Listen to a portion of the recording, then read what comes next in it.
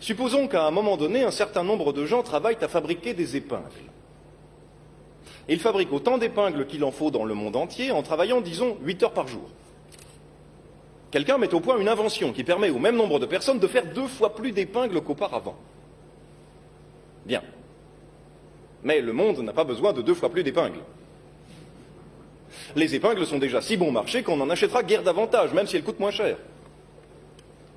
Dans un monde raisonnable, tous ceux qui sont employés dans cette industrie se mettraient à travailler 4 heures par jour plutôt que 8 et tout irait comme avant. Mais dans le monde réel, on craindrait que cela ne démoralise les travailleurs.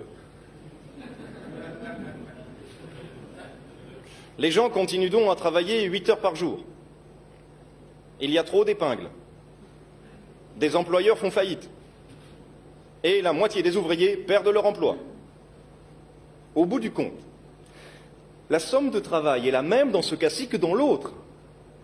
Sauf que la moitié des individus concernés en sont réduits à l'oisiveté totale, tandis que l'autre moitié continue à trop travailler. On garantit ainsi que le loisir, par ailleurs inévitable, sera cause de misère pour tout le monde, plutôt que d'être une source de bonheur universel. Peut-on imaginer plus absurde ?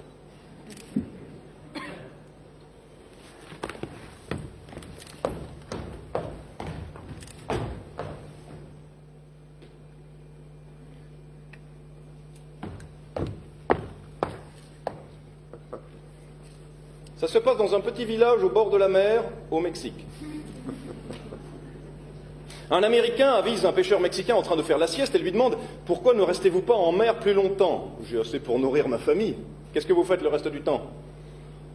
Je fais la grasse matinée, je pêche un peu, je joue avec mes enfants, je fais la sieste avec ma femme.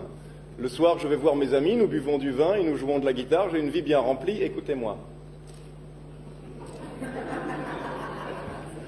Commencez par pêcher plus longtemps.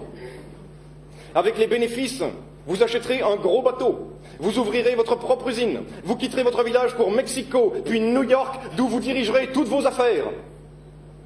New York. Et après ? Après, vous introduirez votre société en bourse et vous gagnerez des millions. Des millions. Et après ? Après, vous pourrez prendre votre retraite, habiter un petit village au bord de la mer, faire la grasse matinée, pêcher un peu, jouer avec vos enfants, faire la sieste avec votre femme et passer vos soirées à boire et à jouer de la guitare avec vos amis.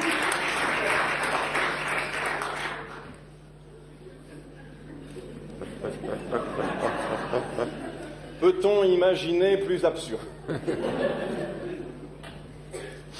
Aucun Mexicain ne porterait ça.